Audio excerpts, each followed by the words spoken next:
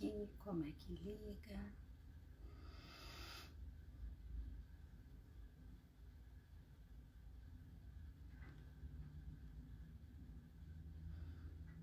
Oi, Marcelo. Tudo bem? Tá meio atrasado. Só veio agora o seu oi, Marcelo.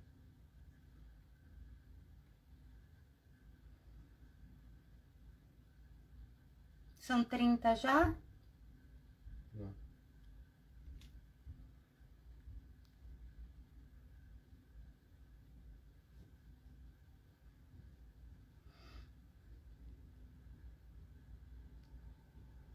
Posso chamar? A Tânia entrou também. Oi, Tânia.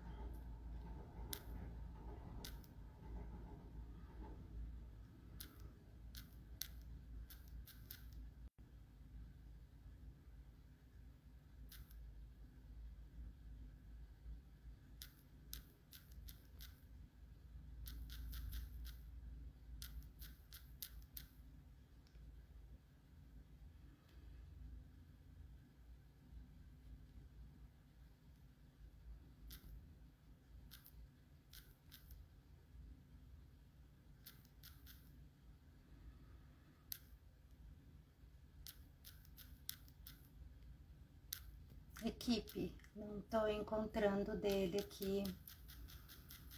Eu tenho que colocar o arroba? Só um minutinho, por favor.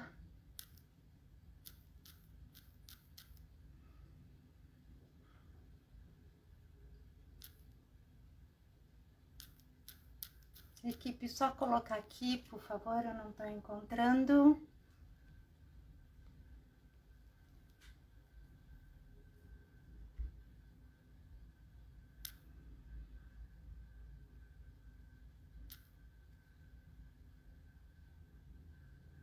Olá, pessoal, tudo bem? Só um minutinho. Boa noite.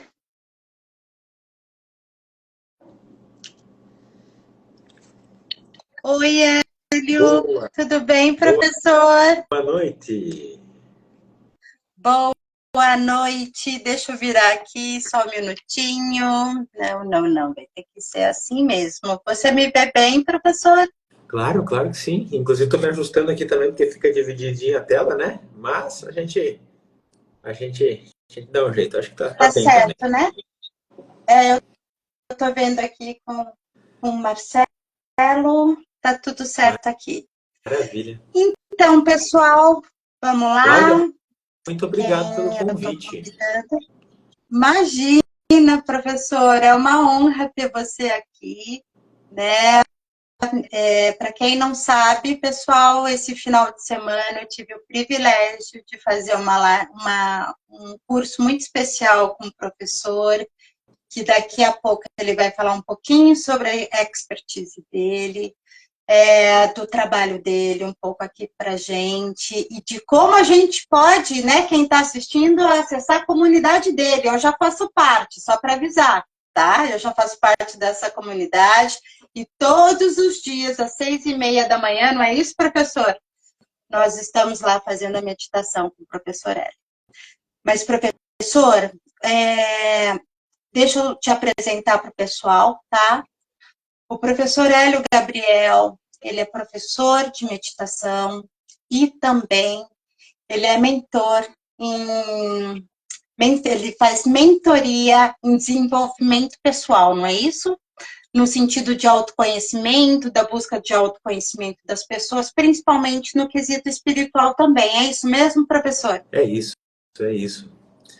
Sou, como eu gosto de dizer também, um papagaio aí que repete aquilo que aprendi de todos os meus professores, de toda a minha bagagem também. E no fundo, acho que um pouquinho todos nós somos isso, né? A gente leva adiante aquilo que absorve, aquilo que aprende. E espero que a gente Sim. consiga hoje, juntos aqui também, Cláudio, contribuir com essa bagagem que a gente vai levar para o pessoal. E mais uma vez, muito Sim. obrigado. Eu que agradeço, professor. Então, o objetivo também de trazer o professor Gabriel aqui é fazer uma aliança no discurso interdisciplinar, né? Entre psicanálise, terapias integrativas e a prática meditativa. Onde a psicanálise ela vem no sentido de investigar o inconsciente do paciente através da livre associação, associação livre, e também a análise dos sonhos, e onde o psicanalista vai tratar e vai buscar fazer a leitura do inconsciente do paciente para tornar claros os escritos para esse paciente, para que ele seja autor e portador da sua história.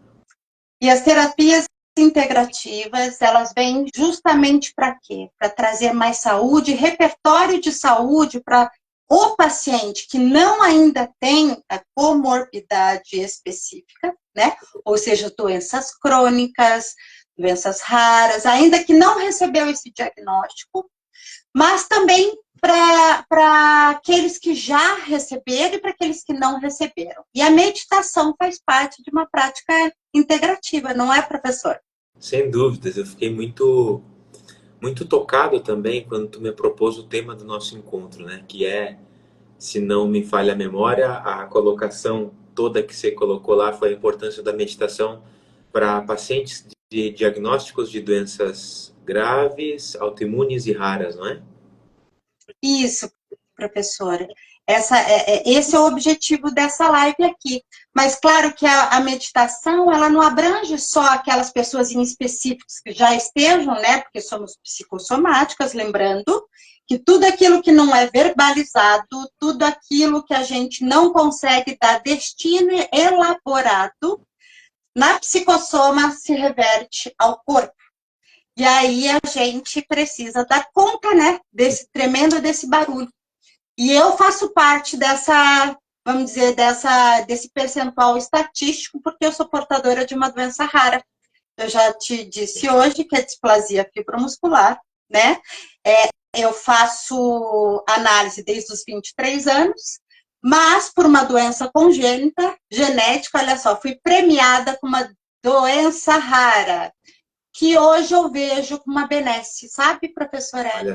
Você que é tão espiritualizado, né, que tem essa ligação com o mundo espiritual, hoje eu vejo como uma benesse na vida, no sentido de realmente buscar a minha missão de vida, né?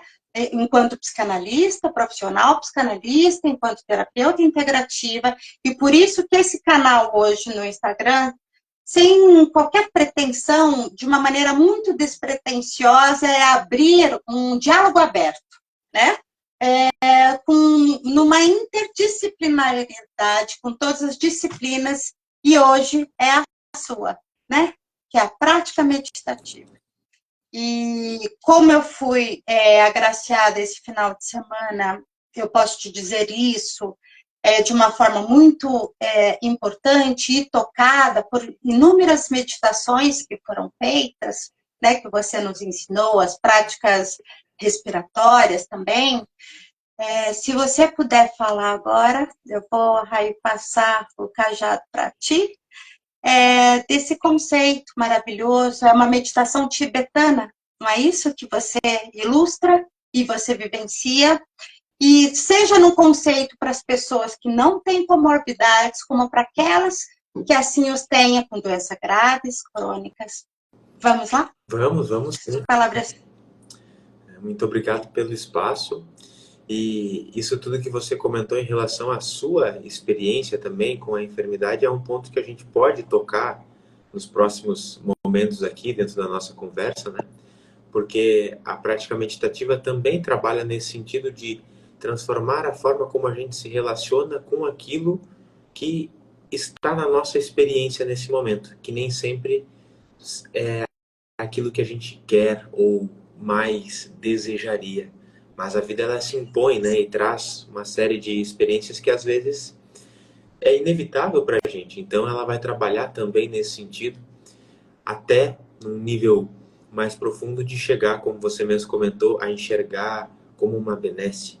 É claro que nem sempre é possível, nem sempre é fácil chegar nesse ponto.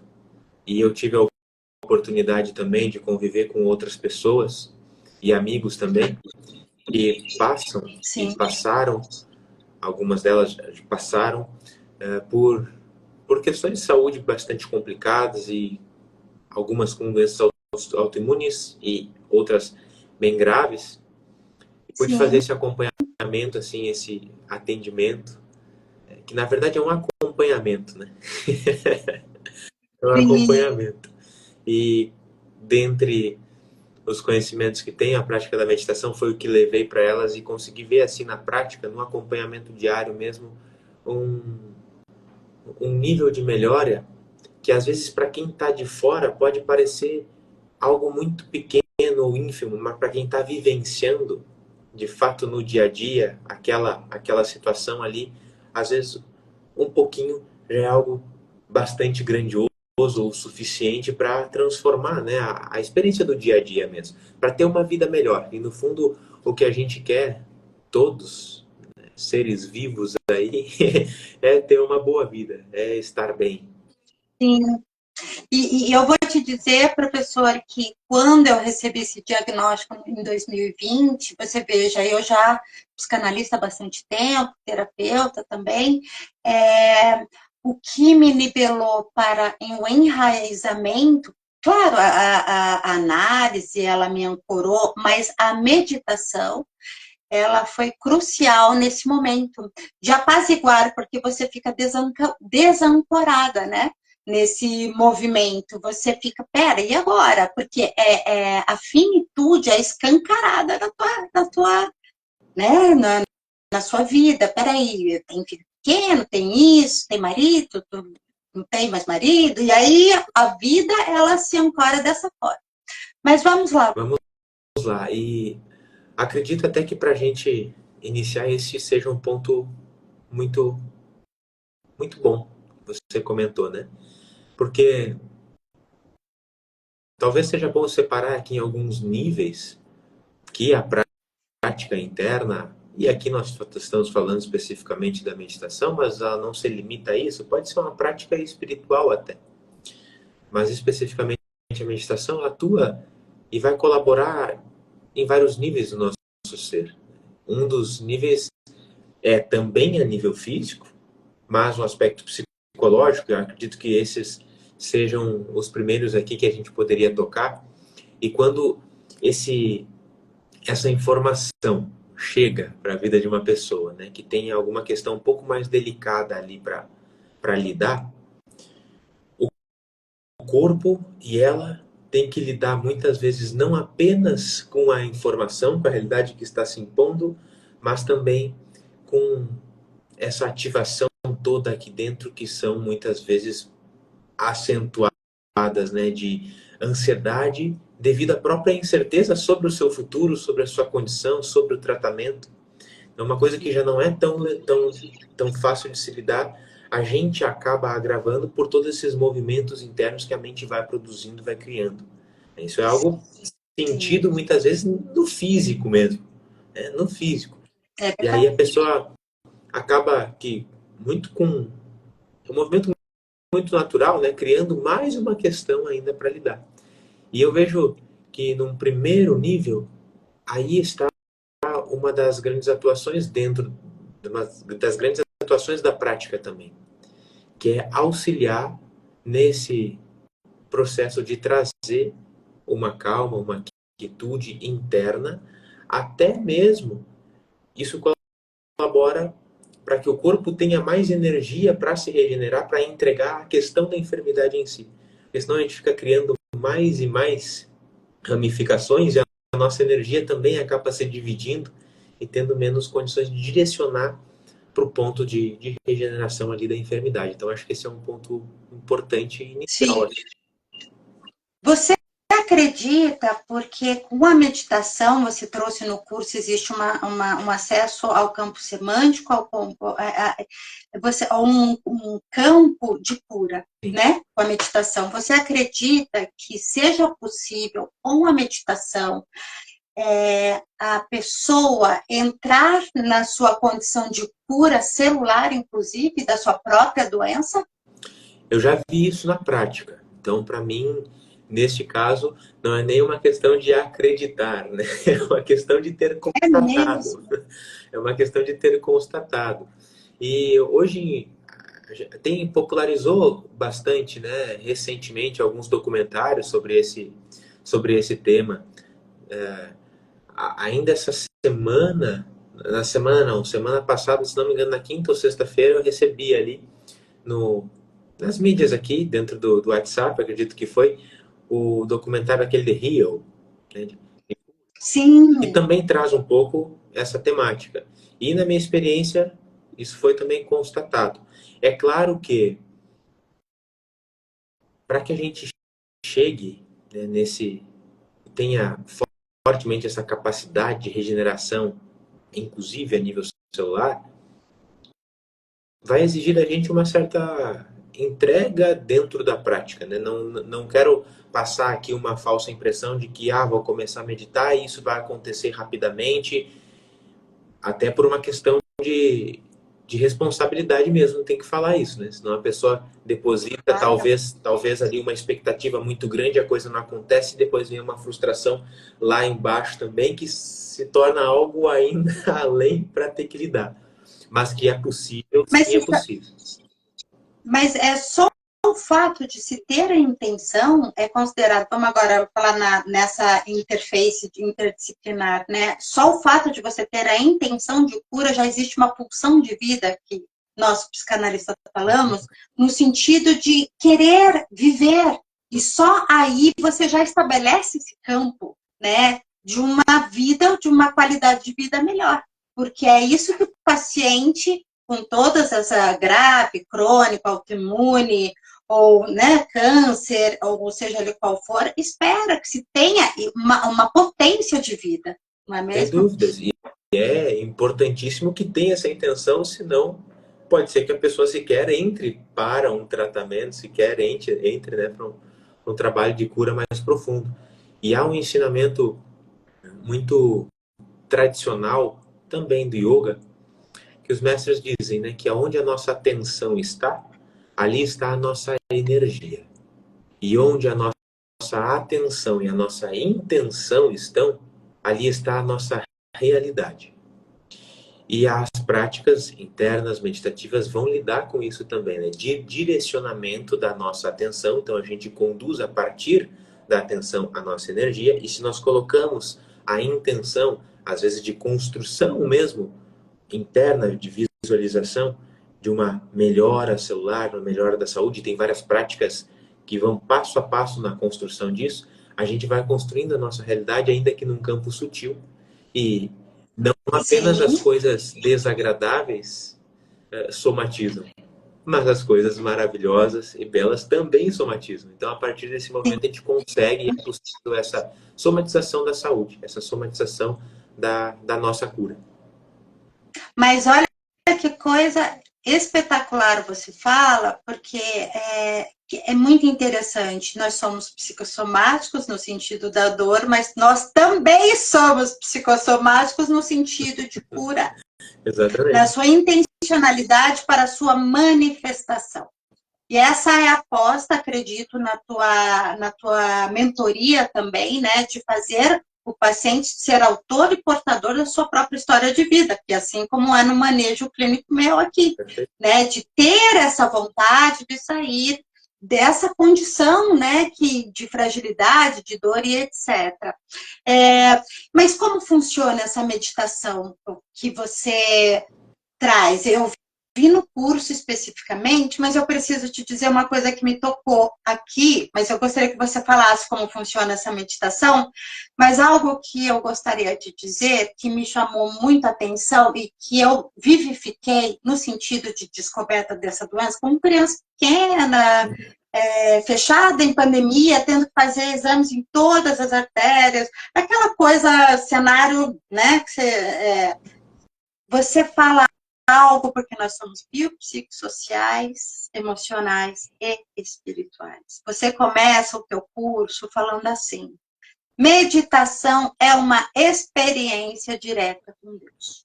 Aí quando você começa assim já a live, eu falo, nossa, Fala então um pouquinho disso, que é esse lado que você traz bastante, e também de como funcionam essas meditações. Como são essas meditações?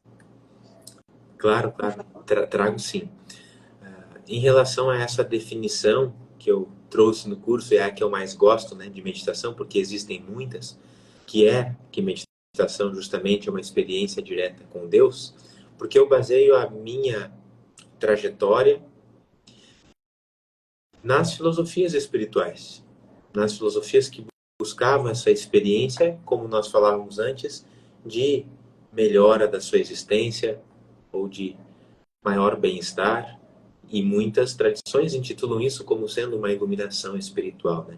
Mas a iluminação espiritual nada mais é do que ter uma vida plena, uma vida boa, uma vida maravilhosa. E que algumas tradições, até por questões de premissas, né, às vezes dogmáticas, de crenças, acreditam que isso nem seja possível aqui.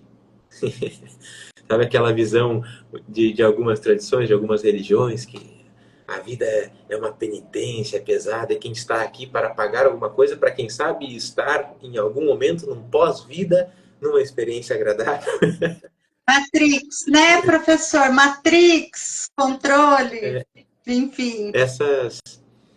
As tradições ao qual eu estudo, vivencio, né, e pratico, elas não vão muito nesse sentido. Elas acreditam numa espiritualidade natural.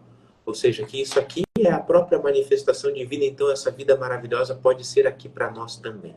Não precisa ser em algum outro local. Mas a gente precisa construí-la aqui.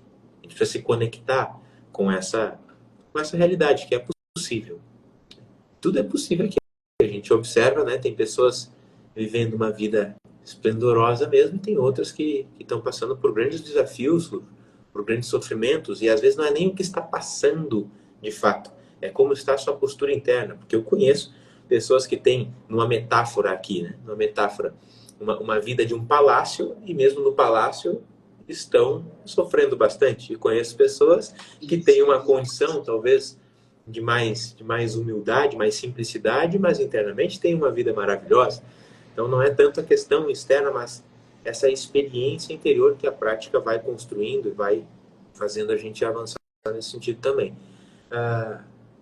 Essas definições que você trouxe ali, recordou, né, do biopsicossocial e espiritual, é uma chave muito, muito bela que eu considero para a gente entender a felicidade. Porque nos enxerga como, ao meu ver, nós somos um ser integral, um ser holístico, por assim dizer. Temos elementos físicos, nosso corpo está aqui, está palpável, está sendo sentido, dá para tocar, né? E tem tudo que envolve a parte orgânica, mas não tem como negar que nós somos seres sociáveis também, estamos fazendo isso aqui dentro de uma rede social. Sim. Em quarta dimensão, é isso, né? Perfeito. E além disso, temos o nosso elemento psicológico, e desde os tempos e as eras primeiras, né, o ser humano se move nessa busca em relação com o sagrado, ou com uma busca de algo maior do que si. Então isso faz parte da nossa experiência também. E na medida em que a gente vai, isso que é as práticas e as filosofias espirituais apostam, né? Na medida em que a gente vai harmonizando, estruturando, equilibrando cada uma dessas partes nossa, que formam um todo, a gente chega, a gente desfruta dessa experiência de bem-estar. É claro que essa harmonia do ser consigo, do ser com o mundo, do ser com o sagrado, ela não é necessariamente tão rápida, não é necessariamente tão fácil, e é muito subjetiva também. Mas as tradições essas, ao qual inclusive eu trouxe no curso, elas dão meios para isso, dão chavezinhas para isso. E uma dessas chaves traz consigo também essas práticas que você citou, de reestruturação do nosso campo, que se direcionam esse movimento no sentido da cura. E como que são essas práticas, né? Como você perguntou antes também, até para responder. Novamente, o princípio da atenção e da intenção. A atenção é uma capacidade... A atenção, retornando. Precisa-se inicialmente uma capacidade maior de atenção para que a gente não desperdice energia. Eu vejo também muitas pessoas buscando a prática num sentido mais corporativo para ter mais rendimento nas suas tarefas diárias. E isso nada mais é do que uma consequência de desenvolvimento da atenção. Porque quando eu estou mais presente, quando eu estou mais atento, eu desenvolvo uma atividade no menor tempo. Eu não me disperso. Então, que é as produtividades hoje capitalistas, muitas vezes, né? É, exatamente isso. Mas, por outro lado, ainda nesse mesmo exemplo, os probleminhas, mesmo os pequenos problemas, acontecem quando a atenção não está presente. Quer dizer, eu vou sair aqui da sala e chuto a quina da porta com um minguinho. Por quê? Provavelmente porque eu não estava com a presença, com a atenção naquilo que eu estou fazendo ali, que é o caminhar e sair da sala. Ou qualquer problema de trânsito também traz essa imprudência que, na verdade, é uma falta de atenção também. Então, todos os problemas para essas tradições estão conectados também com a falta de atenção. Porque se eu tivesse 100% com a minha energia aqui, eu não criaria esses probleminhas. Então, tudo começa, essas práticas começam com o desenvolvimento da atenção para que a gente consiga concentrar a nossa energia. E quando a gente coloca 100% da nossa energia em algo, a gente faz esse algo crescer com muito mais facilidade do que se tivesse só uma parte nossa ali. Em qualquer coisa. Qualquer coisa, seja no nosso trabalho, seja no cultivo de uma relação, seja para você fazer um almoço. Se você está com atenção no almoço que você está fazendo, você vai fazer ele melhor, vai fazer talvez ele com mais agilidade e bem feito. Né? E bem feito. Não vai deixar a água lá esquentando, daqui a pouco esqueceu porque foi fazer alguma outra coisa. Não. Então, a capacidade de atenção é o primeiro passo para que essas práticas elas tenham um êxito maior. E já é um ponto bem desafiador para a gente, né? Porque hoje, na sociedade que a gente está, a gente é muito chamado à distração. Muito chamado à distração, e aí a gente acaba praticando muito a distração, nos tornamos bons em ficar distraídos, a nossa capacidade de atenção vai sendo diminuída e logo a nossa capacidade de realização também vai sendo diminuída. Quer dizer, o nosso potencial de cura também diminui com falta de atenção. Mas uma vez que a gente alcança e temos essa potencialidade, porque é uma habilidade psíquica, é uma capacidade que temos, basta ser desenvolvido, basta ser praticado, aí a gente pode passar a um próximo nível, que é a condução das imagens mentais. Essas práticas de cura, elas se baseiam muito em imaginação, que é o poder criativo do homem, do ser humano. Ele diz que a imaginação é o ensaio da ação, é o ensaio do que você vai vivenciar. E como este conhecimento está pautado também numa perspectiva espiritual que compreende os nossos corpos mais sutis, aqui é difícil, né, a gente demonstrar nesse caso, embora tenha como numa experiência a gente sentir isso tudo, mas só falando aqui, se não tem esse entendimento, essa crença, vai ficar um pouco vago. Mas como essas tradições se baseiam nesses corpos mais sutis também, se acredita que nós construímos a partir da imaginação o bem-estar e a sanidade neste corpo sutil e que pelo princípio da somatização depois a gente vai se alinhando com isso e aí trazendo para a matéria, para a nossa experiência real e palpável. As práticas se baseiam nisso. E para que sejam mais rápidas e assertivas tem que ter uma boa capacidade de atenção. Porque onde a nossa atenção está, ali está a nossa energia. E com mais energia, mais matéria se realiza. O princípio é esse. Sim. deixa eu te contar uma coisa sobre a atenção. O quanto eu fiz, eu não sei se você conhece o Gabriel Cousens, ele tem ele trata da alimentação vegana, crudívora, viva, ele é um rabino, enfim, ele faz a cura das diabetes, das doenças crônicas via alimentícia. Mas ele é um grande meditador e eu, antes de vir a pandemia em 2019, eu sou vegana, já fui crudívora por um tempo, não consegui. Daí eu voltei a ser vegana. Mas ele falou que com a prática da meditação, ele precisou fazer uma cirurgia na coluna, e ele, em meditação, ele pediu que não recebesse, ele não quis a anestesia. E nesse princípio meditativo, ele conseguiu fazer a cirurgia e ele foi embora andando em estado meditativo para casa, sem receber, que é isso que você está falando, desses corpos, estabelecer esse campo de energia, né? Não é isso?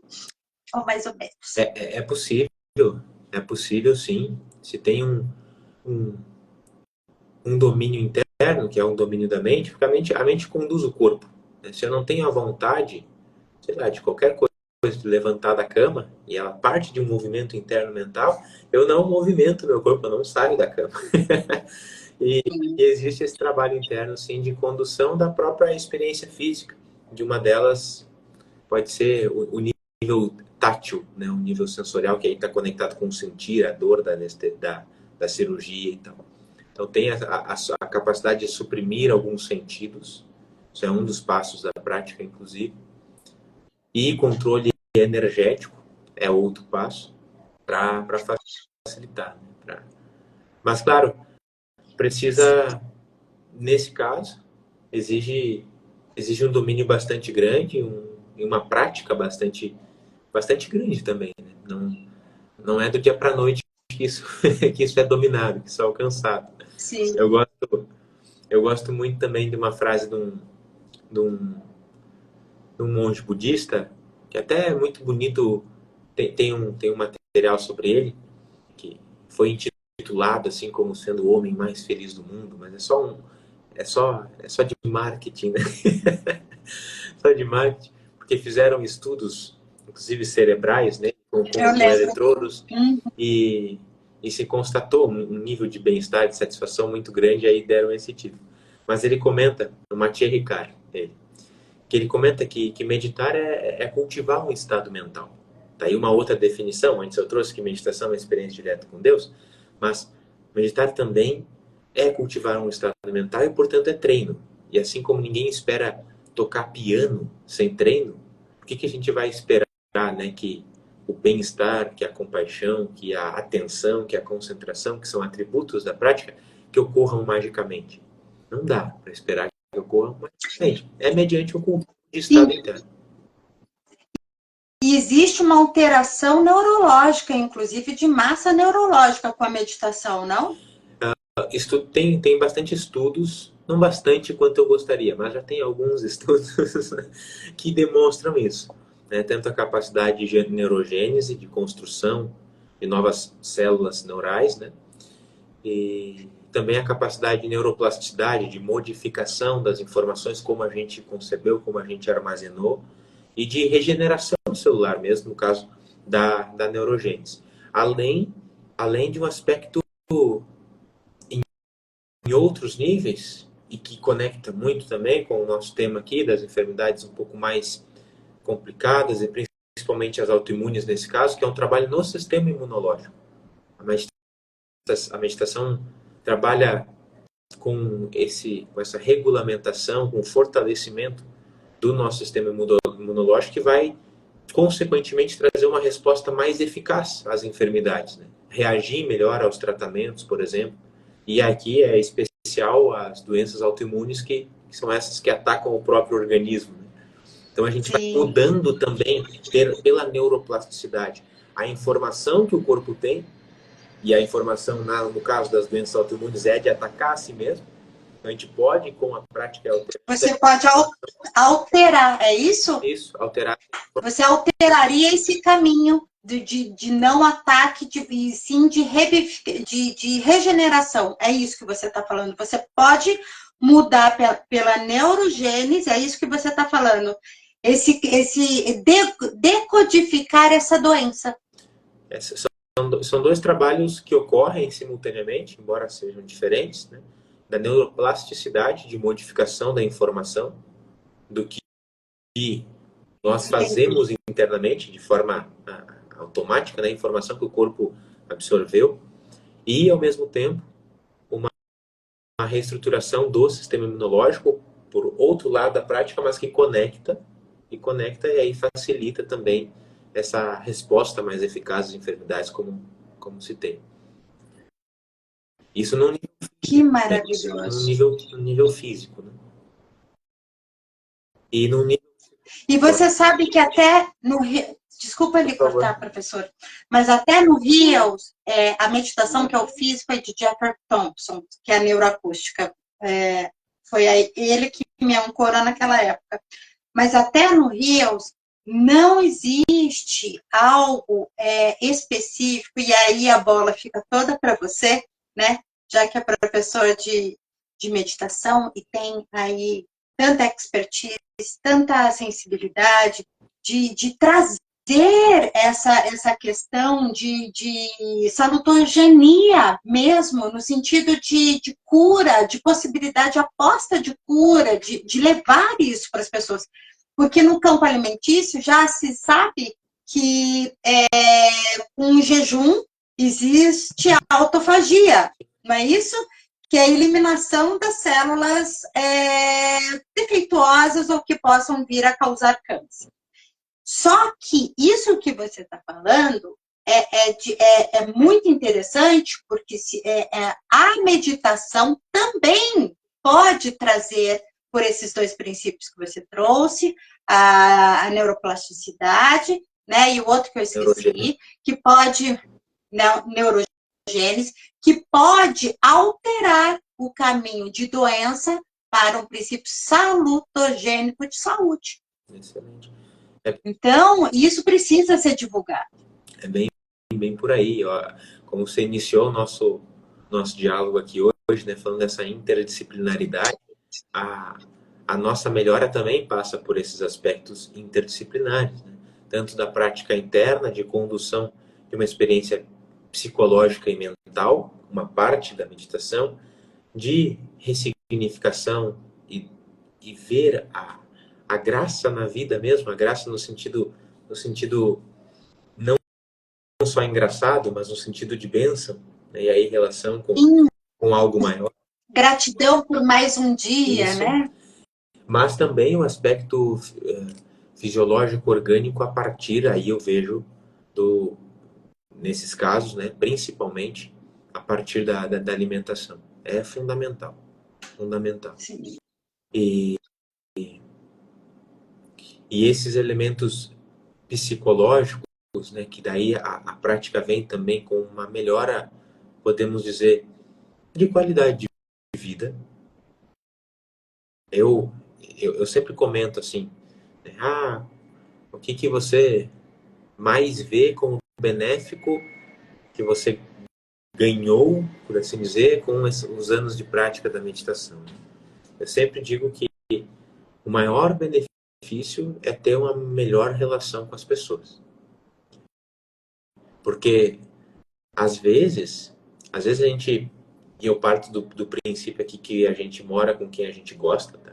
A gente escolhe para morar com quem a gente gosta, sei que nem todo mundo é assim, mas eu vou partir desse princípio, às vezes a gente gosta, a gente ama da pessoa, a gente ama a pessoa que está com a gente, convivendo conosco, e aí, de manhã cedo, muitas vezes a gente age de forma mais grosseira e já cria um ruído ali, e não é legal, né? Eu vejo que a prática da meditação me traz mais esta consciência de si, esta percepção de si, que freia muitas vezes esses estímulos mais rudes que a gente tem, que a gente precisa ir podando, né, para conviver em sociedade de uma melhor forma.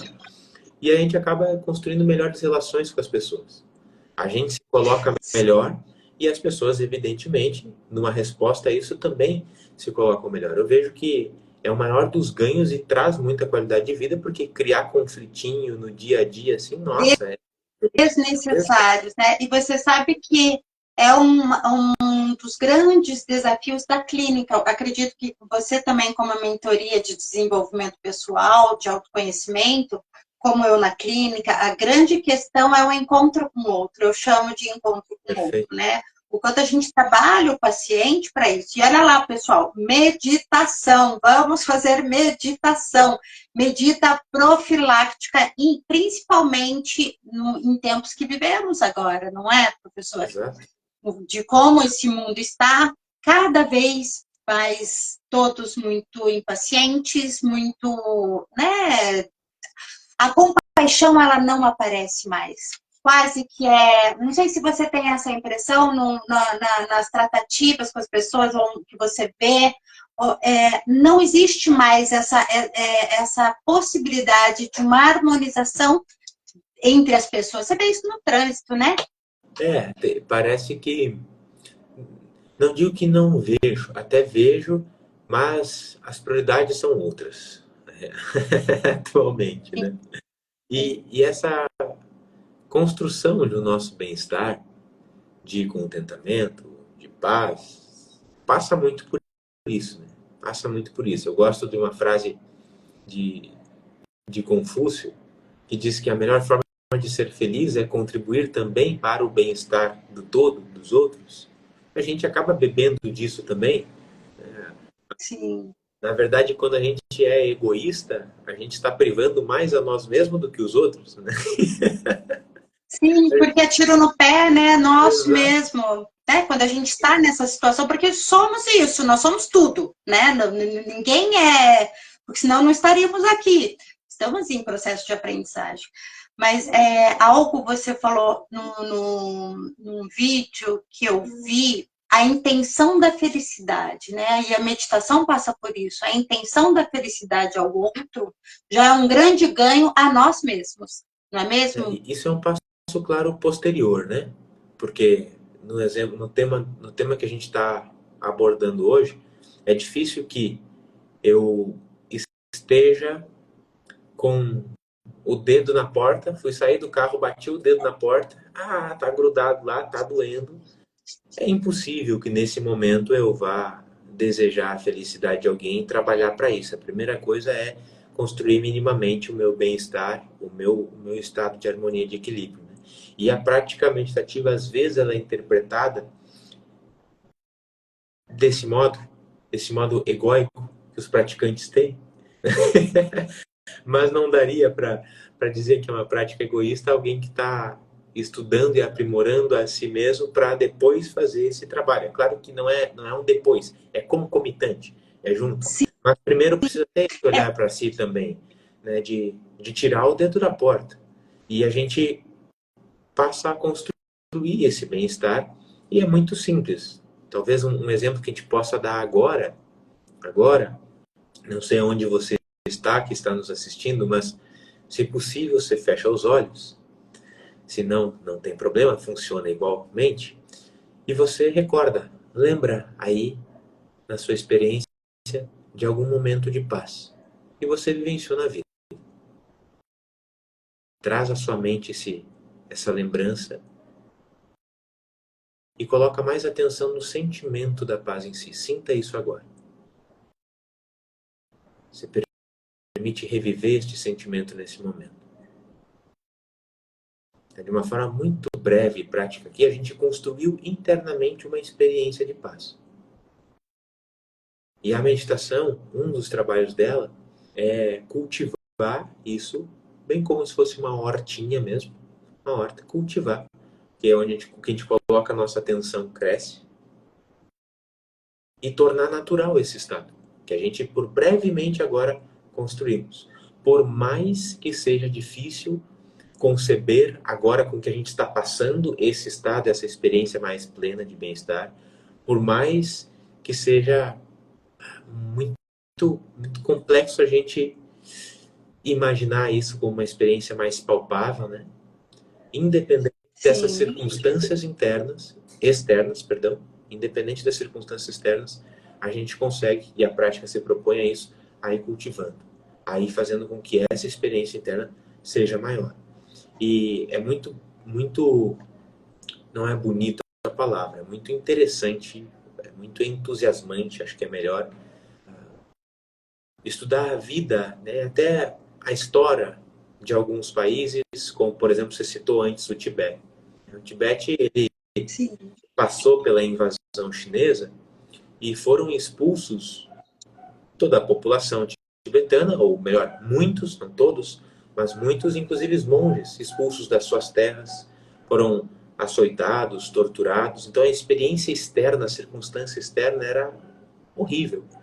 E mesmo assim você vê os relatos dele com a experiência interna deste bem-estar, você vê que a prática ali deu certo.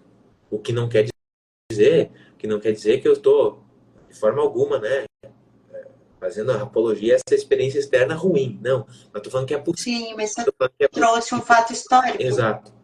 Por isso que a meditação lá, com aquela definição de Mahatma Ricard, né, é cultivar um estado mental, que não tem como tocar piano sem treino, não tem como alcançar esse bem-estar, essa felicidade de forma mágica também. Não dá.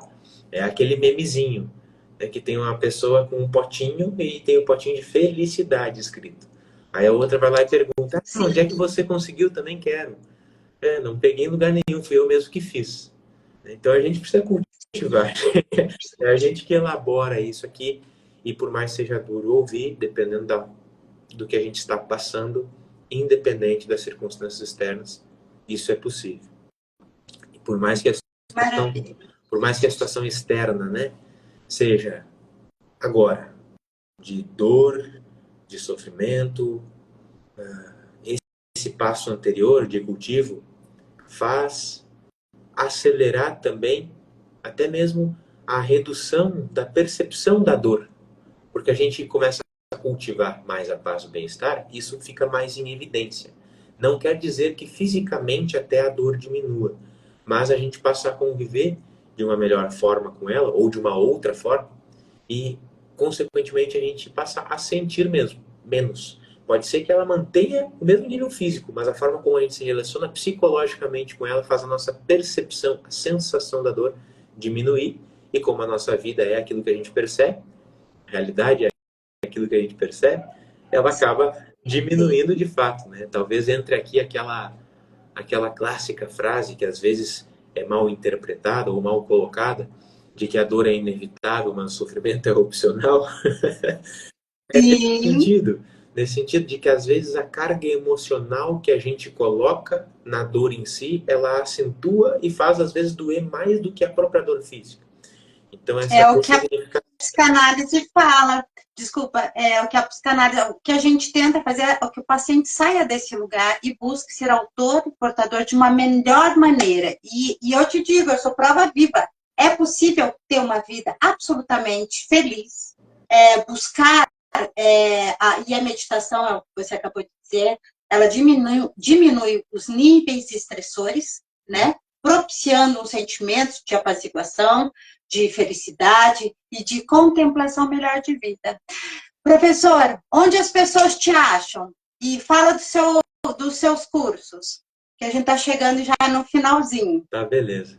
Mas me encontram aqui mesmo, né? No Insta é um bom canal, a gente está sempre dialogando e conversando. E os cursos, na verdade, não é nem curso, né? Eu comento que eu conduzo uma comunidade, um grupo de pessoas que estão dedicadas ao melhoramento de si, ao aprimoramento do seu conhecimento e também crescimento espiritual. E nada mais é do que esse desenvolvimento de uma boa vida. E a gente se baseia aí nas tradições que dedicaram tempo e estudo a isso. Eu trago essas informações, esses conhecimentos das tradições espirituais, das filosofias espirituais, e a comunidade da ação, que é o que você está fazendo parte agora, com muita alegria, fico feliz de poder. A gente se reúne diariamente para meditar, são todos os dias. Eu conduzo de segunda a sexta, às 6:30 da manhã, E aos finais de semana é a própria comunidade que conduz, né, os próprios membros, que é geralmente o Diego. Ele encabeça, Ah, é o Diego? é o Diego que Ah, legal. conduz aos finais de semana. E a gente se autogere, assim, né? Se autossustenta. A gente tem os encontros semanais também para conversar, como a gente está conversando aqui agora. Inclusive é amanhã, todas as quartas-feiras, 8 horas, né? A gente se reúne para conversar. E tem os momentos Sim. de aprofundo de estudo também. Mas isso tudo não adianta ficar falando muito aqui. Se for de interesse, é fácil encontrar ali pela rede também. Não, mas é importante isso, porque tem bastante pessoal de São Paulo, eu acredito, que depois eu vou colocar, vou fixar no Insta. E para São Paulo, você tem previsão de vir? Para a gente, de repente, se encontrar ou fazer um workshop, de repente, também te trazendo aí para você falar mais sobre doenças crônicas, autoimunes, graves. A gente pode fazer, sim, com algumas pessoas, um workshop ou um final de semana sobre isso. Eu não sei como é que está a tua agenda, mas aí a gente pode verificar isso. Eu sei que eu vou a São Paulo, mas aí vai ser já com compromissos, né, fixos, não tempo de Fechados. agenda para fazer, mas eu vou em menos de um mês, já, no início de maio, dia 13 de maio, se não me engano, é o que eu estarei aí, mas como eu comentei, talvez precisamos pensar com mais espaço, né, para Sim, né? Então, isso a gente pode fazer. Eu queria comentar só, né, ainda dentro do nosso tema, é algo, acredito ser importante, que uma das formas que a meditação ajuda também é porque alguns praticantes, e dependendo de como chegam até a meditação, às vezes tem um pensamento mágico, né, que, vou meditar, inclusive, para sair daqui, para me desconectar da realidade, sendo que a prática ela tem justamente a proposta contrária. É você vivenciar a realidade, mas vivenciá-la de uma melhor forma e não fugir, né? Que às vezes tem também uma busca da meditação como uma fuga daquilo que se está e aí não acontece o processo de cura. O princípio da realidade, né? Que deve estar doendo, não deixa de fazer para fugir. Não é isso. Muito pelo contrário. Isso não é propício e não se chega à cura nenhuma dessa forma, né? Você bem sabe também dentro dos atendimentos. E a questão é que nós sempre vamos ter questões, sempre vamos ter problema para enfrentar, né? Se a nossa mente, se a nossa estrutura interna tiver mais calma, isso vai fazer toda a diferença. A gente pode até ficar chateado na superfície do nosso ser, mas se a gente puder lá dentro, né, manter essa calma profunda na nossa mente, nossa, é muito mais fácil mesmo de lidar. Sim. E aí, E só de para saída, só para finalizar aqui, para pegar um ponto que você falou, um ponto que você falou antes também, que eu acho essencial, que é sair desse lugar, né? Você usou esse termo, sair desse lugar. Porque às vezes quando a gente está passando por uma situação mais complicada, é fácil a gente pensar que a gente ou somos os únicos que sofrem, né? E que as outras pessoas são de alguma forma imunes a esses problemas, como se elas tivessem nascido com algum tipo de conhecimento, de privilégio especial para ser feliz e que através de algum problema aí cósmico a gente não recebeu isso também. Mas pensar dessa forma, a gente faz os nossos problemas parecerem muito maior, né? Então é sair desse lugar também que a prática vai trazendo. E que pode ser duro às vezes ouvir, eu sei, mas é também um movimento da cura. Olha lá, professor Gabriel, agora a pergunta final. Para você, existe uma aliança no discurso interdisciplinar entre psicanálise, terapias integrativas e meditação? Qual é para você?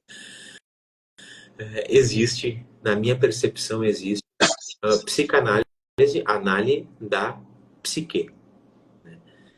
Dentro do caminho da meditação, isto também é trazido a partir do yoga. Yoga é meditação, é um caminho em que foi construído para chegar a essa experiência de bem-estar e através da meditação. E um dos primeiros princípios do yoga está o que é chamado de Swadhyaya, autoestudo, autoanálise, autoinvestigação. Então conecta muito com a psicanálise. É a mesma coisa, não tem como a gente avançar sobre si sem perceber onde se está. E não se percebe onde se está se você não se observa, não se analisa. Sim. Mas para dar o próximo passo em direção à cura, eu preciso saber onde é que eu estou. E aí identificar, curar, é para lá, então deixa eu ir para lá. Para isso preciso desse constatar. Então, para mim, uma coisa está profundamente conectada à outra, isso é o maravilhoso da humanidade, né? A gente vai desenvolvendo um saber aqui, outro saber ali, e no fundo tudo se une. Tudo está Tudo conectado, está não é? Tudo, todos estamos. Você sabe que tem uma frase do irmão Leocádio José Correia? Eu sou de Curitiba. Eu vim aqui para São Paulo em 2000. E eu fazia parte de um centro espírita, era passista, doadora de ectoplasma, então também sou espiritual, pessoal, né? Então, ele falava do princípio da eslética, onde todos e absolutamente todos os conhecimentos convergem para um plano. A dialética é divisão, mas a eslética une tudo e todo ao cosmos. Professor, bonito, né? Professor, se você pudesse se aprimorar ou levar isso que você falou para outras pessoas, eu vi ali alguém, a Tânia, falou que queria ver um workshop, eu posso montar esse workshop aqui? Eu tenho algumas parcerias bem bacanas e locais bem bacanas, se você assim desejar, porque tem algumas pessoas aqui que eu sei que conheço, que tem algumas questões de diagnóstico, para que você traga sobre esse tema de cura pela meditação. Pode ser? Vamos ir indo conversando? Podemos sim avançar nesse sentido de fazer algo mais prático aí, né? De construção dessas práticas mesmo, para ter mais um elemento no dia a dia, assim, para ir somando nessa interdisciplinaridade e construção do bem-estar. Eu vi também alguns comentários que passou, peço desculpas, não vi. Não consegui ler Também. Se viu tempo, né? algum comentário?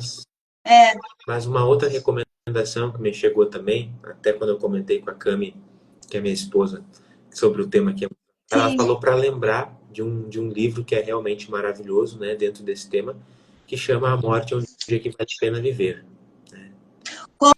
Como, professor? A morte? Um Dia que Vale a Pena Viver. É da Ana Cláudia Arantes. Né, sensacional dentro desse tema também. Até no melhoramento. Melhoramento, como a gente vai colocar aqui. E um outro também que me chega agora é o livro A Doença como Caminho. A Doença como Caminho. De quem que é esse? Esse eu não recordo o nome, mas eu sei que não é... recordo o nome porque não é brasileiro, não é português, né? Ele é, se não me engano, alemão, mas eu posso estar equivocado. Mas é um livro com a capa vermelha, toda vermelha, né? E A Doença como Caminho. É muito bom também. Maravilha, professora. Olha, muito obrigada por você aceitar esse convite e as pessoas que puderem fazer um curso ou o curso do professor, eu super indico e façam também parte dessa comunidade. Eu tenho feito as meditações às 6:30 da manhã e tem sido um amparo, um plus nessa referência de salutogenia. E eu te digo que hoje a minha saúde ela é completamente estável, viu? Se eu levantei alguma lebre de paciente ou alguém que estão... Nossa, mas o que vai acontecer com a minha analista? Não, tá tudo certo, tá tudo em ordem. Por isso que a alimentação, eu pego no pé dos meus pacientes, a alimentação, autocuidado. Enfim, é isso. Professor, muito obrigada. Mesmo. Obrigado. E vamos desenvolvendo um próximo passo, como você bem disse, para a gente elaborar um lugar, que eu já tenho, inclusive, equacionar para você vir aqui e nos ajudar com a sua expertise junto a essa comunidade da qual eu faço parte enquanto paciente. Obrigada. Avança nesse sentido, sim. Já tem chego aqui algumas sugestões, inclusive. Deixa amadurecer. É mesmo? A gente constrói, sem dúvidas. Sim. Obrigada, Muito professor. obrigado.